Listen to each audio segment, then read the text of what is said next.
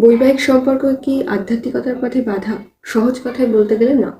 সম্পর্ক নিজে থেকে কোনো বাধা নয়। সমস্যাটা সম্পর্কের মধ্যে নয়, বরং আমরা কিভাবে সেই সম্পর্কে জড়িয়ে আছি তার উপর নির্ভর করে। আমরা যদি নিজের ভেতরে শূন্যতা পূরণ করতে বা শুধু সুখ খুঁজতে অন্যের উপর নির্ভর করি, তবে সেই সম্পর্ক আমাদের আটকে ফেলে। কিন্তু আমরা যদি নিজের ভেতর থেকে আনন্দিত থাকি এবং সেই আনন্দ অন্যের সাথে ভাগ করে নিই, তবে সম্পর্ক কখনোই বাধা নয়। শুধু শারীরিক চাহিদার উপর ভিত্তি করে গড়ে ওঠা সম্পর্ক খুব দ্রুত ফিকে হয়ে যায় এবং জটিলতা তৈরি করে।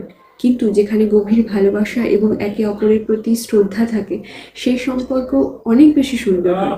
তবে মনে রাখতে হবে, অতি নির্ভরশীলতা যেন আপনাকে পরাধীন না করে ফেলে। আধ্যাত্মিক হওয়ার মানে এই নয় যে আপনাকে ঘর বাড়ি ছেড়ে চলে যেতে হবে বা সব সম্পর্ক ভেঙে দিতে হবে। আসল ব্যাপার হলো সম্পর্কের প্রতিটি কাজ অভ্যাসবশত বা জেদের বশে না করে সচেতনভাবে করা। এবার অনেকের ভয় থাকে যে সঙ্গী যদি আধ্যাত্মিক না হয় তবে অশান্তি হতে পারে। কিন্তু আপনার সাধনা বা চর্চা যদি আপনাকে আরো বেশি শান্ত ও প্রেমময় এবং ধৈর্যশীল করে তোলে, তবে আপনার সঙ্গে এমনিতেই আপনাকে সমর্থন করতে শুরু করবেন। এরপরও খুব স্বাভাবিকভাবে প্রশ্ন আসে, যদি কোনোভাবেই আপনার স্বামী বা স্ত্রীর সমর্থন না পান তাহলে কি করবেন?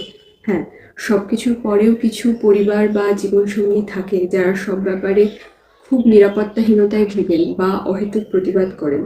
আপনি 15 মিনিট চোখ বন্ধ করে বসলেই যদি কেউ এসে ধাক্কা দেয় বা অশান্তি করে, তবে বিষয়টিকে গুরুত্ব দিয়ে ভাবা প্রয়োজন।